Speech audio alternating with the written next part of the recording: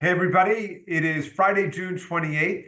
This is Pride Month. I am your Congressman, Jamie Raskin, coming to everybody out in Maryland's beautiful 8th Congressional District and across Maryland and across the country for my favorite time of the week, Local Hero, when we get to salute and interact with the people who make life in our community so wonderful. And our local hero for today, Friday, June 28th, in Pride Month is Reverend Ali Casey Bell, who is the Minister of Congregational Life and Engagement at the Cedar Lane Unitarian Universalist congregation in the heart of Bethesda.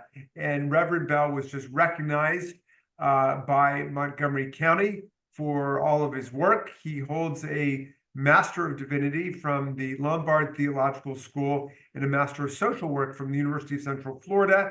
Reverend Bell is committed to social justice and is the co-chair of the LGBTQ cohort of the Anti-Hate Task Force in the county and co-chairs the Maryland Coalition of Inclusive Schools and Communities. And all of this just scratches the surface of a career and a life that's been dedicated to inclusion and participation for everybody. So Reverend Bell, for all of these reasons, congratulations on being our local hero.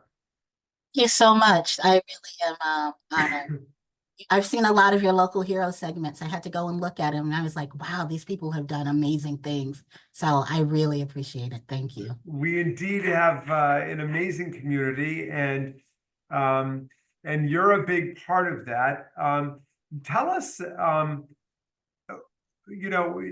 sometimes I think when it comes to the kinds of issues that you're engaged in, we're in the best of times, we're in the worst of times. We're in the best of times in that formally, the law has changed in dramatic ways, like with marriage equality and like with Title VII covering transgender people.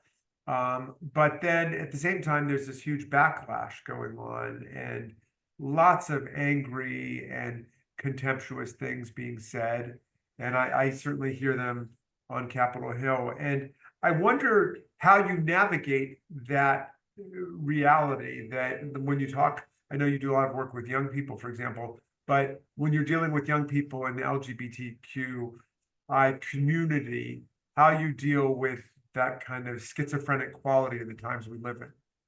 Yeah, I happened to come out in 1989, right around when the AIDS epidemic was really impacting all of the community that I lived in Philadelphia, in the neighborhood in Philadelphia. So I came out in this time where literally my friends were dying. We were all like 13, 14, 15. And some of them, when they were kicked out of their homes, had to do things to survive that put them at risk, and they would be dead within 6 months. So that's kind of like my grounding in understanding how politics and policies ebb and flow to protect people who are pushed to the margins. So when I'm talking to youth, I really talk about possibility. It's not about exactly what is happening now. What is happening now is great, but we can't allow our joy to be tied to what is happening now. We have to look deeper inside of ourselves and say, what do we as a people want to do to create, form, and keep community so that no matter what happens, there's a space where we can be held, there's a space where we can be acknowledged as people of a divinity and light and joy, and there's a space where we can thrive.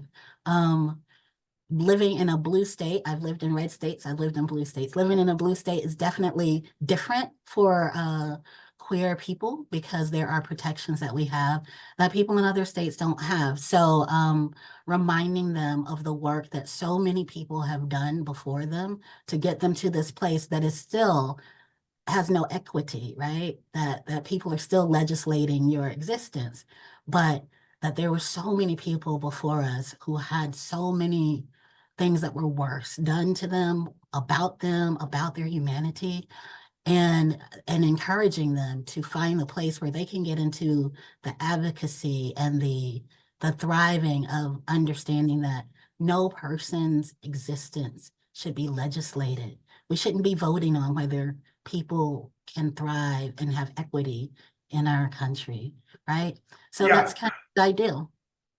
Well, and we're living in a time where um, there is obviously a full-blown culture war backlash against these various gains that have been made in the law, in society, in culture. Um, and so much of it, at least I would say anecdotally, is focused on the transgender community. And Mhm.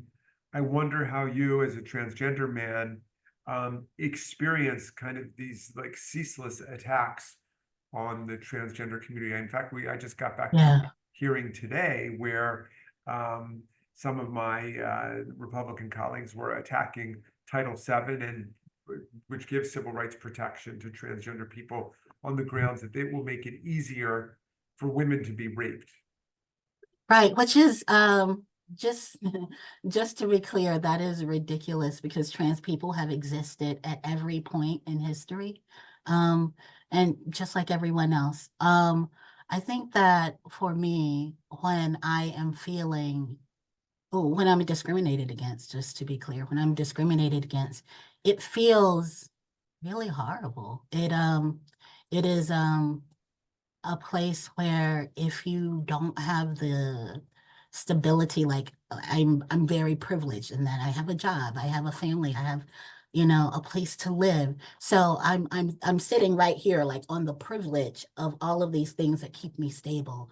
But if any one of those things make me unstable, then it's so much easier for all of that hate and negativity to seep in and affect my mental health, affect the way that I see myself. So what I do in the instances where I see that people are lying, which is a hard thing, right? People are lying to make sure that I am not free is a really difficult way to live, especially when those people are elected officials, right? And so I really dig in. That's what I was talking about earlier about community. I really dig into my community. I look to my elders and say, when they were making you wear so many and so many pieces of clothes of your assigned gender. Like, what did you do? How did you get through that? What was a way that you survived? And then lean on them to learn ways of survival because, as a Black person, I've lived in a dichotomous nature in the United States of America, being Black and also not fully free. You know what I'm saying? So I get it, but being trans is something that's even harder. It is even harder for me to see how history has decided that there are people who exist and we call them normal, and there are people who exist and we call them abnormal. And the people who don't fit the mold that we have decided is right or normal, we push them out into the margins, to the edges, and then we systematically cut their rights so that we can treat them as people, as not as people, really. So we can treat them not as people. And I think that if we study any amount of history, we see that when we start to determining who is and who is not a person, we're already far gone. We're already so lost. We see violence. We see economic changes. There's so many things that are tied to when we determine that humanity exists only through a set of people. And so, yeah, that's how I deal with it. I really am connected to my community and, of course, my spirituality as a minister. Those are really important to me. Well, those are powerful thoughts. And, you talked about the difference in living in a red state versus a blue state. And, we like to pride ourselves in Montgomery County and in Maryland, I think, um, on being accepting and being embracing of people's diversity. Mhm. And I just wonder, to what extent you feel like Maryland, like Montgomery County, can actually begin to model the sorts of laws and traditions and attitudes that we can move forward in a healthy direction for the entire Yeah. country. So I think that Montgomery County has a lot going for it. When I was looking at positions, in my faith that I was going to be in parish ministry because generally at my core I'm a chaplain. this county had so many laws already on the books, right, that would protect my family as a transgender man. And the amount of diversity that this county has, we really need to lean into that. We need to truly understand that everyone needs a seat at the table. And when everyone is sitting at the table, there's so many different things that can be served that can be helpful for us all. So anytime that I'm looking to move, I'm looking to live in a state that has diversity, that recognizes the humanity of all people. Now, not to say that Montgomery County is perfect. It is not. I definitely have experienced transphobia in our county. I've experienced racism in our county. And I've also experienced people who are open and people who are wanting to learn and people who are loving. And so I think moving into that space where we say that these are the things that we believe, these are the things that we affirm, and then talking to each other, having groups of people who may not believe alike or live alike or love alike, actually talking to each other to figure out where humanity exists in us, because we as a society have learned that there are people who matter and people who don't. Until we start breaking that down to understand that all of humanity matters, that we all have equity and worth and dignity and divinity, none of it will change. And it starts from like very small to all the way up into 100, to people in their hundreds. It starts in our like local elections and our national elections. It's about really putting love at the center of who we are and then living in that space of love. Reverend Ali Bell, I want to thank you so much for your wonderful ministry, for all of your activism and service in the community, and for the message of prophetic hope and inclusion that you bring to Montgomery County and to Maryland and to all of the people of our community. Thank you, and you are our local hero. Thank you so much. And I believe you are a local hero as well.